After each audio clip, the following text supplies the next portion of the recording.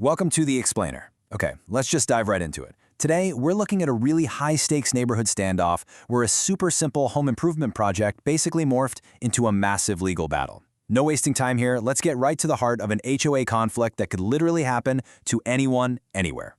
Imagine for a second shelling out $25,000.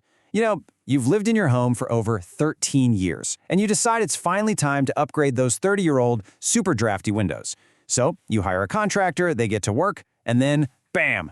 Your homeowners association slams the brakes on the whole project right in the middle of it. Your house is literally at construction zone, and you're just trapped in this bureaucratic limbo.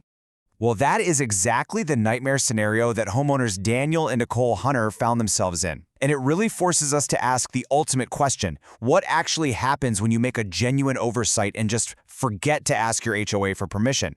The resulting administrative court hearing we're looking at gives us this fascinating, real-time look at how these neighborhood disputes actually play out in the real world. Section 1. The $25,000 window mistake. So, the Hunters had lived in their 60-home Del Camino community for 13 years, and when they went to replace their aging windows, Daniel, who actually works in energy upgrades himself, just viewed it as routine maintenance. He accidentally skipped the formal HOA application. It was an honest oversight, but it led to a really crucial physical difference. You see, they installed pop-out, or outset windows. These have this visible white exterior frame lip, which completely contrasted with the community's established inset flush aesthetic, where the stucco wraps seamlessly right up to the glass.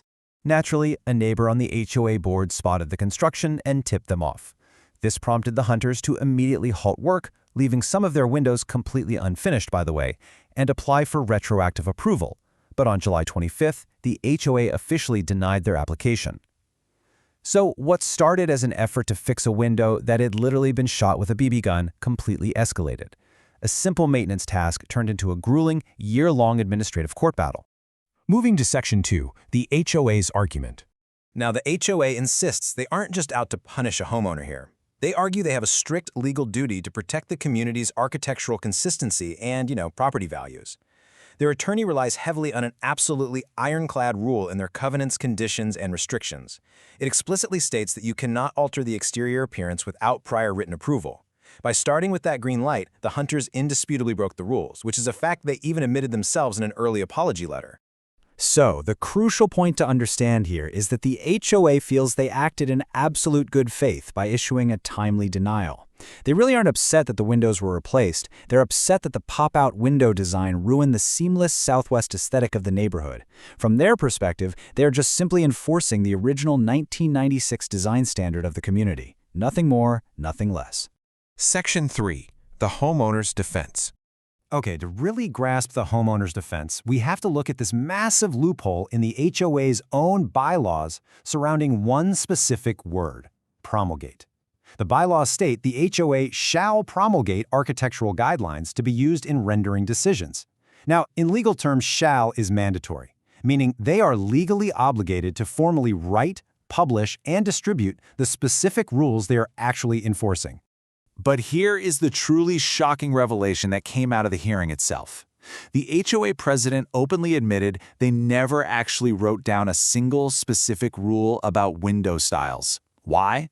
Because they didn't think they could get the required 60% community vote to pass it. So think about that. It was literally impossible for the Hunters to know the objective standard for replacement windows because it didn't exist on paper. And this is where the Hunters' attorney delivered a really powerful argument, stating personal preference is not an architectural standard. They argue that under Arizona law, an HOA absolutely cannot arbitrarily withhold approval based on unwritten rules or subjective aesthetic tastes that live solely in the minds of the board members. I mean, if the rule isn't actually on paper, how can you penalize someone for breaking it? Which leads us to Section 4, the search for compromise.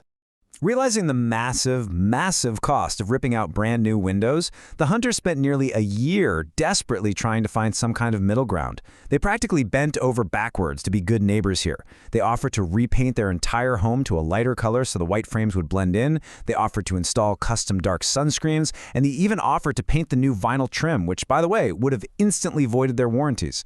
Yet every single one of these proposals was flat out denied. The HOA held firm. They argued that this wasn't just a color problem, it was a geometry problem. They insisted that no amount of paint or custom screening could possibly fix the underlying physical structure of a pop-out window. Because that profile physically protruded from the wall, the HOA claimed there was literally no option short of total replacement to satisfy the community standard. Section 5.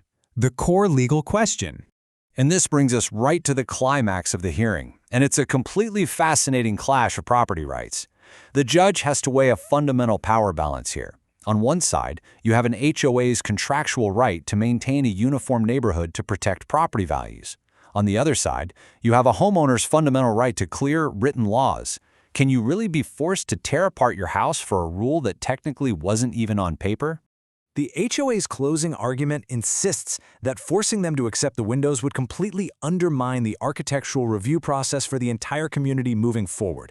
They argue that if the Hunters win this, it sets a super dangerous precedent. Basically, homeowners could just install whatever they want, claim ignorance, and completely bypass the HOA's authority entirely.